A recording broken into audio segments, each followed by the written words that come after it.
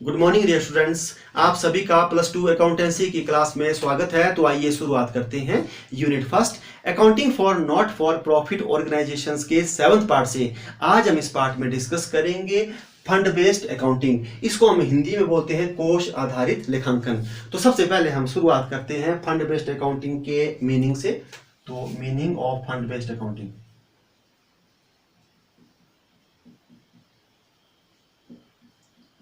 In fund-based accounting,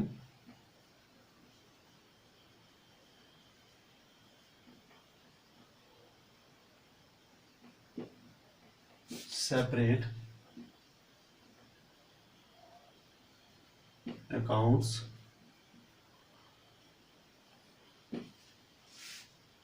are maintained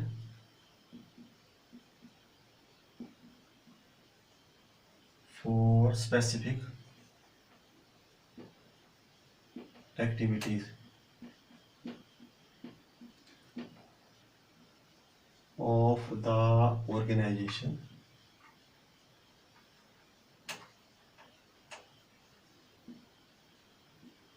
such as prize fund,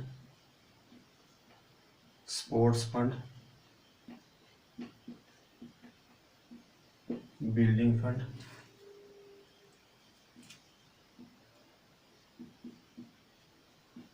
pavilion fund,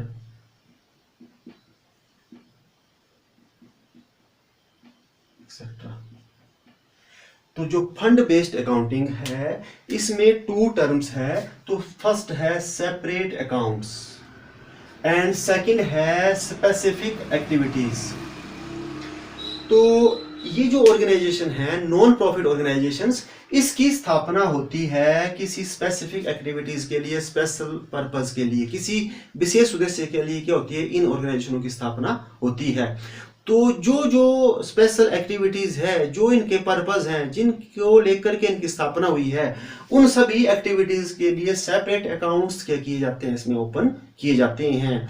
और हर एक account का अलग अलग से क्या किया जाता है, रिकॉर्ड रखा जाता है। जैसे prize fund, sports fund, building fund, pavilion fund, तो मैंने एग्जांपल जैसे यहाँ लिखे।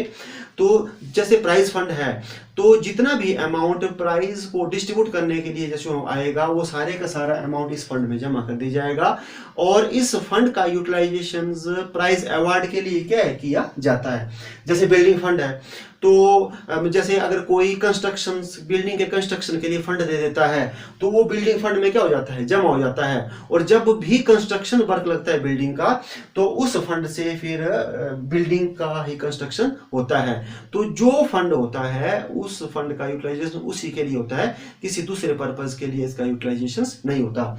और जो आपका नॉन फंड बेस्ड अकाउंटिंग होता है इसमें हम फंड जो है ओपन नहीं करते हैं। इसमें जो भी हमारे पास पैसा आता है, रिसीट आती है, तो सारी की सारी हम इनकम एंड एक्सपेंडिचर अकाउंट की क्रेडिट साइड में, इनकम साइड में बताते जाते हैं।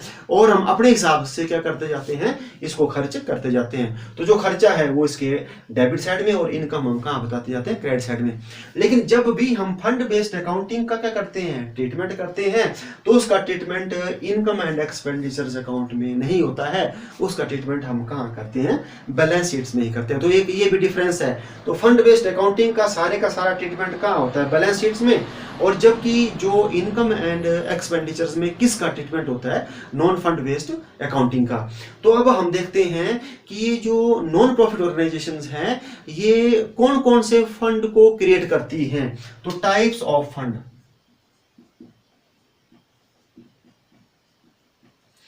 तो 2 टाइप्स के फंड जो है ये क्रिएट करती है। तो सबसे पहला होता है रेवेन्यू नेचर का और दूसरा होता है कैपिटल नेचर। तो आपको पहले मैं डिफरेंस बता देता हूं। जो रेवेन्यू है आयगत प्रकृति का क्या होता है और पूंजीगत प्रकृति कैपिटल नेचर का क्या होता है।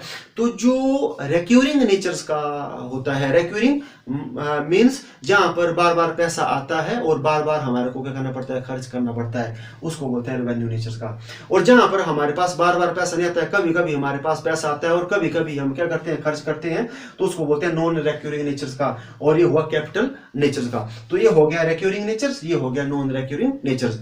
और रेवेन्यू नेचर का ये भी होता है कि जब हम एक्सपेंडिचर्स करते हैं तो इससे हमारी जो एसेट्स है वो क्रिएट नहीं होती है, एसेट्स नहीं बढ़ती है।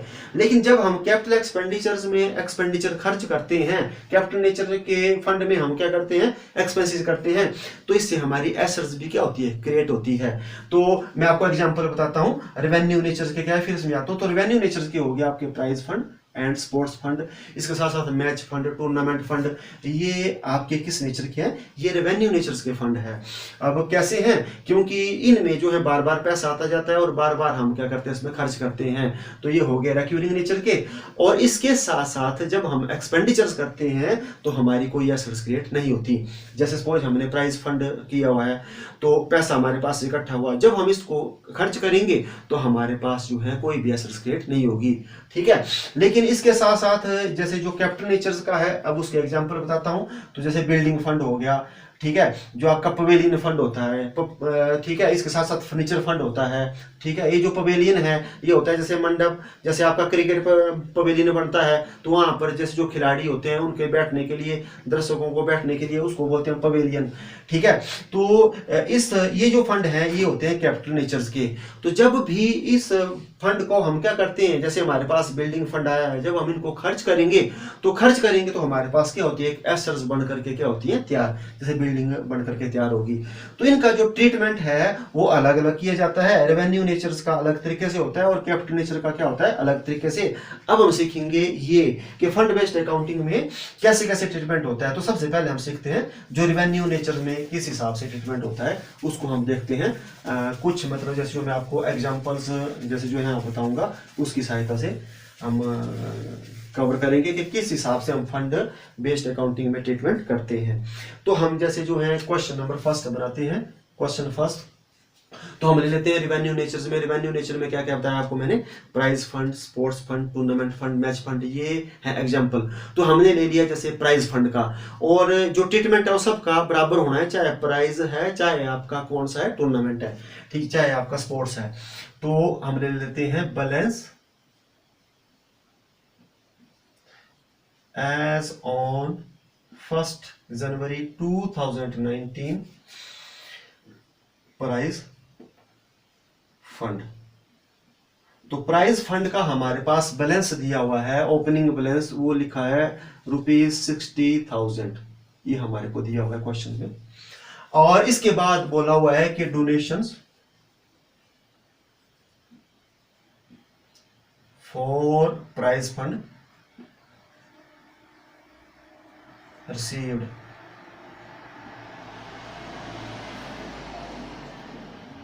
During the year. वर्ष के दौरान हमारे को जो डोनेशंस मिली वो मिल गई जैसे 50,000 रुपीज, ये मिल गई, एक ये दिया है हमारे को। इसके बाद लिखा हुआ है एक्सपेंडिचर ऑन प्राइज फंड।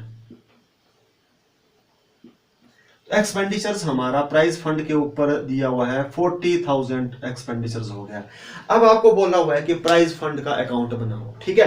तो हमने कैसे बनाना है, तो आपको बोला मैं इनकम एंड एक्सपेंडिचर्स में कुछ नहीं आएगा, सारे का सारा कहां बनेगा, ये बैलेंस शीट्स में। देखो कैसे बनेगा, बड़े ध्यान से आपने देखना है। सबसे पहले हमने देखना है ओपनिंग बैलेंस हमारे पास कितना था, ये था 1 जनवरी 2019 को। तो अब क्लोज कब हो रहा है, तो हमने सबसे पहले डेट डालनी है। तो डेट हो रहा है 31 दिसंबर 2019 को क्लोज हो रहा है ये, ठीक है। तो ओपनिंग बैलेंस जो है तो हम लिख देंगे बैलेंस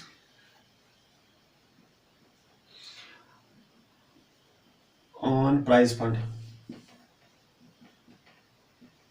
1/1/2019 को कितना है, ये हमारे पास 60,000, तो हमने 60,000 यहां पर लिख लिया।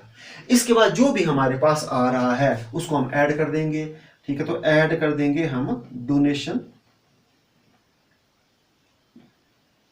रिसीव्ड फॉर प्राइज फंड, जो ड्यूरिंग द ईयर हुआ, कितना मिल गया 50,000 रुपीज, तो 50,000 रुपीज को क्या कर देंगे हम प्लस।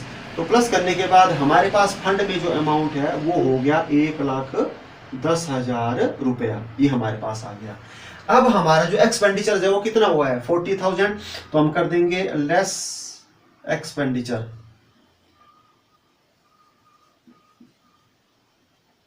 On prize fund. तो प्राइज फंड के लिए कितना एक्सपेंडिचर हो गया, ये हो गया हमारा जैसे 40,000 रुपीज। अब हम लेस करेंगे तो लेस होने के बाद हमारे पास कितना आ गया, ये आ गया 70,000 रुपीज। तो ये हमारा क्या बन गया, ये प्राइज फंड बन गया। जब हमारे पास ये तीन चीजें दी हुई है तो इस हिसाब से प्राइज फंड क्या होगा, बनेगा। ठीक है, तो हमारा क्वेश्चन फर्स्ट जो है वो कंप्लीट हो गया। अब देखते हैं हम क्वेश्चन सेकंड। तो क्वेश्चन जो सेकंड है उसमें हमने जो बैलेंस है वो सेम वैसा ही लिखा हुआ है कि 60,000 का ओपनिंग बैलेंस है, इसके साथ साथ डोनेशंस हमारे को मिला है 50,000।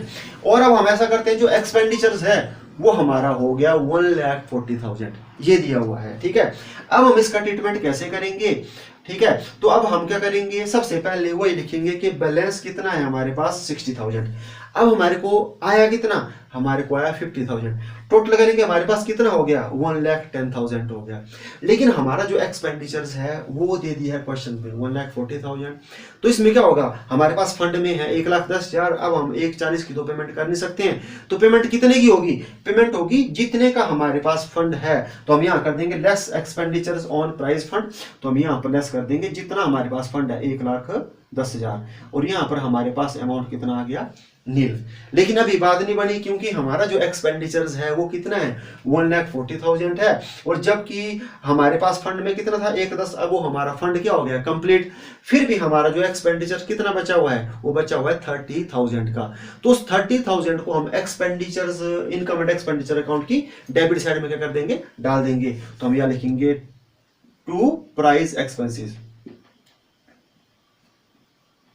कितना हो गया 30,000 रुपीज। तो ऐसे हम क्या करेंगे, इसमें ट्रीटमेंट करेंगे। तो जब हमारे एक्सपेंडिचर्स क्या हो जाते हैं, बढ़ जाते हैं फंड से, तो फिर जितने बढ़ जाते हैं उनको हम क्या करते हैं, इनकम एंड एक्सपेंडिचर्स अकाउंट की डेबिट साइड में क्या करते हैं, बताते हैं। और जब तक हमारे पास फंड अवेलेबल है, एक्सपेंडिचर का मतलब क्या होता है कम, तो सारे का सारा ट्रीटमेंट फिर हमारा यहीं पर ही होता है। तो हमने कितने क्वेश्चन कर लिए, हमने कर लिए 2 क्वेश्चन। अब देखते हैं हम क्वेश्चन नंबर 3 थर्ड। तो थर्ड हम बनाते हैं। अब हम ऐसा करते हैं कि हमारे पास जो है इसी को लेते हैं कि जो बैलेंस है हमारे पास है 60,000, डोनेशन हमारे को मिला है 50,000, और एक्सपेंडिचर हमारा कितना हुआ है 40,000। लेकिन अब ये जो हमारे पास बैलेंस है प्राइज फंड का, इसको हमने क्या कर दिया है, इस फंड को हमने इन्वेस्टमेंट भी कर दिया। तो हमने कर दिया प्राइज फंड इन्वेस्टमेंट, हमने प्राइस फंड इन्वेस्टमेंट कर दिया 1/1/2019 को ही। हमारे पास 60 था, तो 60,000 में से हमने, जैसे हम ऐसा मानते हैं कि 40,000 हमने क्या कर दिया, जमा कर दिया। किस में कर दिया, प्राइस फंड इन्वेस्टमेंट में। और वहां पर जो है हमारा जो रेट है वो लिखा 10%, तो हमने 10% प्राइस फंड इन्वेस्टमेंट में क्या कर दिया, डिपॉजिट कर दिया। अब आपके पास ये क्वेश्चन आ गया। अब हम इस क्वेश्चन को कैसे करेंगे, ठीक है, तो अब आपने देखना है। अब ये क्वेश्चन नंबर कौन सा है हमारा, थर्ड। तो इसमें हमारे पास जो ओपनिंग बैलेंस है वो कितना दिया हुआ है, हम देखेंगे सबसे पहले ओपनिंग बैलेंस। तो ओपनिंग बैलेंस दिया 60,000, तो हम लिख देंगे 60,000। अब ऐड कर देंगे जो डोनेशंस मिला, कितना मिला, हमारे पास मिल गया 50,000। अब कितना हो गया हमारे पास, 1,10,000 हो गया। ठीक है, अब हम जैसे जो है यहाँ देखेंगे कि यहाँ पर जैसे जो है हमने इन्वेस्टमेंट की हुई है, तो इन्वेस्टमेंट की हुई है तो हमारी क्या बन जाएगी, एसेट्स। तो हम यहाँ पर कर देंगे प्राइस एसेट साइड में fund investment account.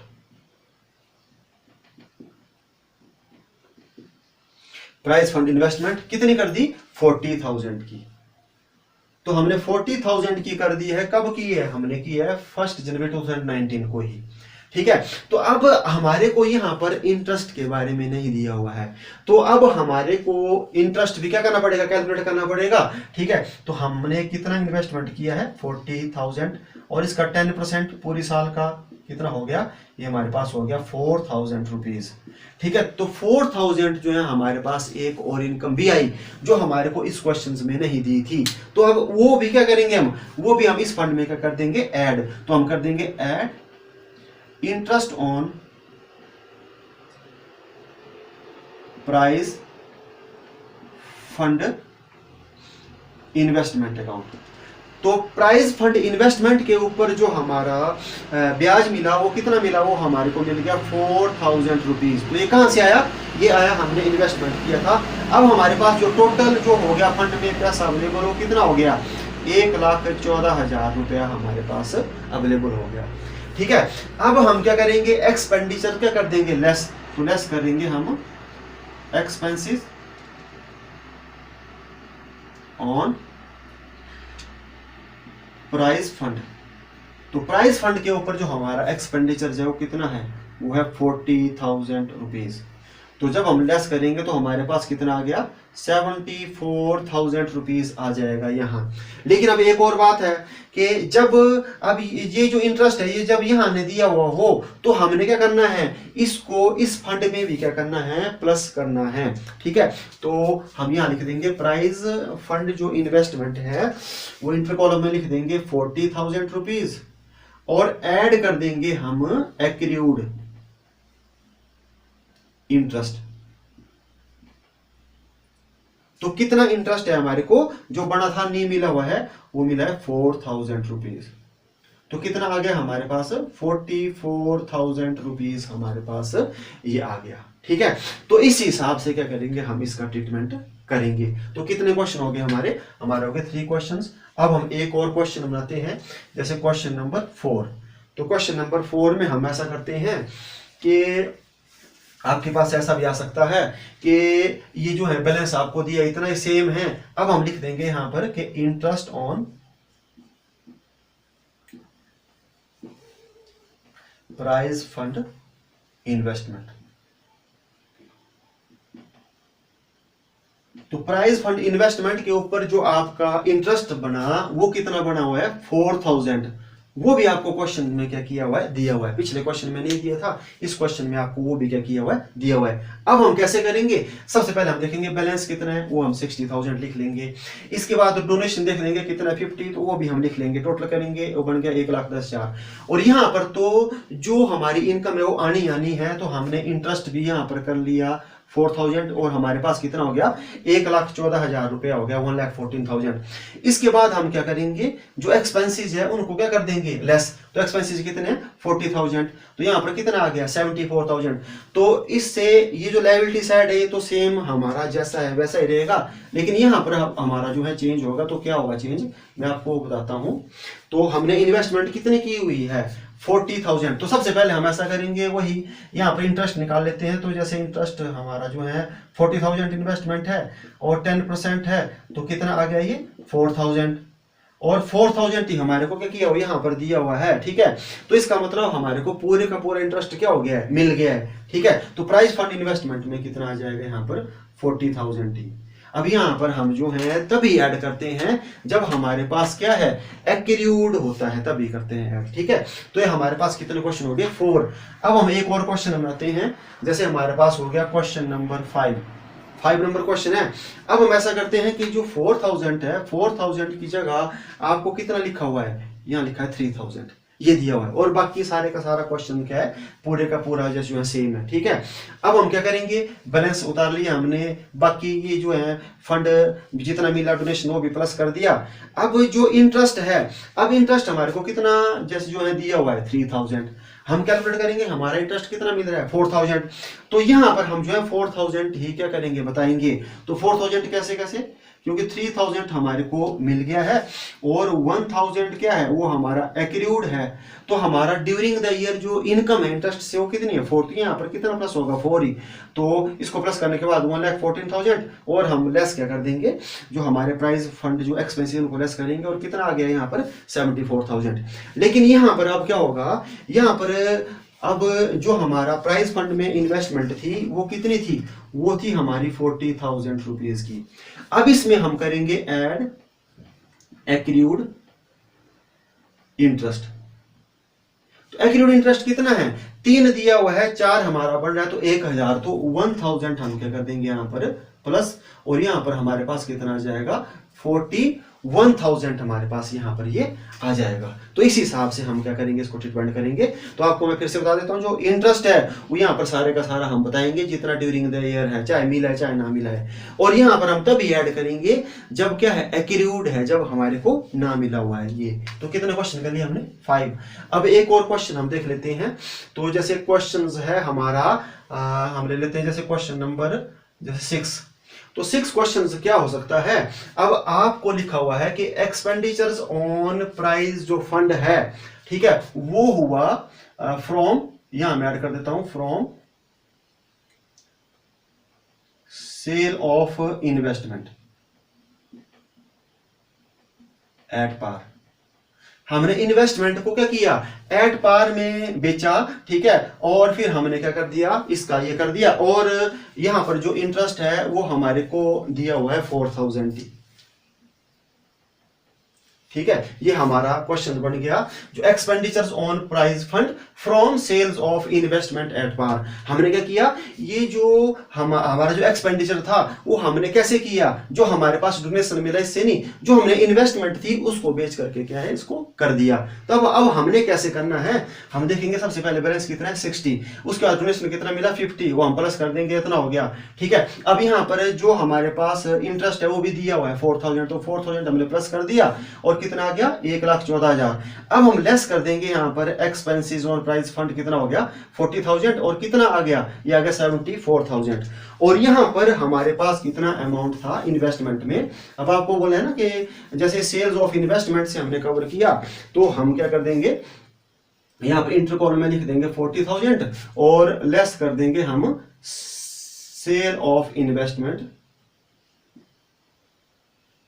Eight par. तो 40,000 हम यहाँ पर लेस करेंगे, और यहाँ पर अब हमारी इन्वेस्टमेंट करेगी नील। ठीक है, और जो पिछले क्वेश्चन थे, पिछले क्वेश्चन में हमने जो भी एक्सपेंडिचर वो कहाँ से कर दिया, जो हमारे पास डोनेशन में मिला था। तो कई बार आपको ये भी ऐसा भी मतलब जैसे जो है आ सकता है। तो आज के इस वीडियो में हमने क्या सीखा, हमने सीखा फंड बेस्ड अकाउंटिंग के बारे में, और ट्रीटमेंट हमने किसका सीखा, जो रेवेन्यू नेचर्स के फंड होते हैं उसका ट्रीट कैसे करते हैं। तो आज के इस वीडियो में बस इतना ही, अब मिलते हैं नेक्स्ट वीडियो में। Thank you.